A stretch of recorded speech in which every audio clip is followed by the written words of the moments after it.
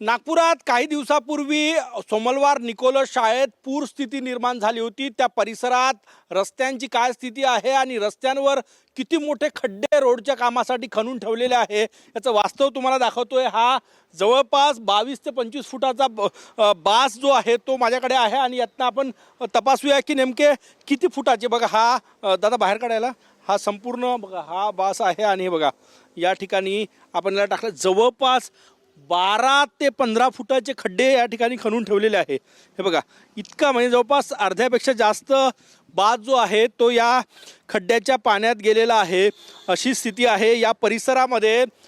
हे परत एकदा खड्डे मी माझ्या कॅमेरामॅन सचिन सयामला सांगतोय दाखवायला। हे संपूर्ण परिसर बघा आणि या परिसरामध्ये शाळा आहेत, हजारो विद्यार्थी या परिसरातल्या शाळेमध्ये शिकतात आणि इथे उघडे पडलेले पाईप्स आहे आणि पाईप्स इतके मोठे की 8 ते 10 फूट व्यासाचे पाईप आहे आणि हे खड्डे एका ठिकाणचा खड्डा मी मोजून दाखवला जो 12 ते 15 फूट आहे।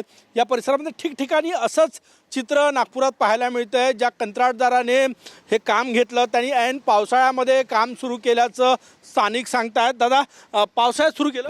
पावसाळ्यात काम सुरू केलं। काय त्रास होते तुम्हाला? त्रास इतका म्हणजे कोणी इथे जीव गेला तर कोण जिम्मेदार राहणार या सगळ्यांचं? लहान लहान मुलं आहे, आजूबाजूला राहतात, शाळेतले मुलं आहे, रात्री इथले स्ट्रीट लाईट बंद राहतात, जिम आहे बाजूला, लोक आहे, गाडी परवा काय झालं? पूर्ण रोड ब्लॉक झाला होता। म्हणजे हा गड्डा दिसतच नव्हता। कोणी येऊन जर पडलं तर कोण जबाबदार राहणार? नक्कीच कोण जबाबदार राहणार हा सगळ्यात मोठा प्रश्न आहे। नागपूर महानगरपालिकेचे आयुक्त डॉक्टर विपिन कुमार इटनकर यांनी सांगितलं होतं की दोषी असेल त्या कंत्राटदारावर कारवाई होईल।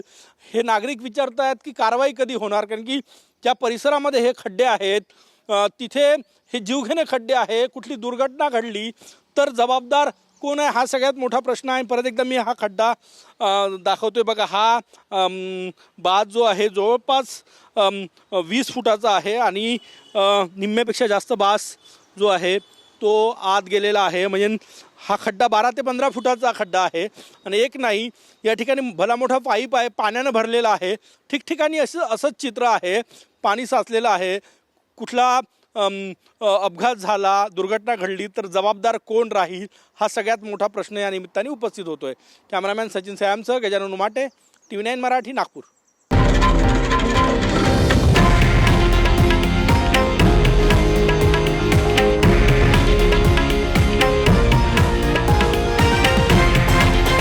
हे आहे देशातील नंबर 1 न्यूज नेटवर्क आणि आपण पाहत आहात TV9 मराठी, एकमेव।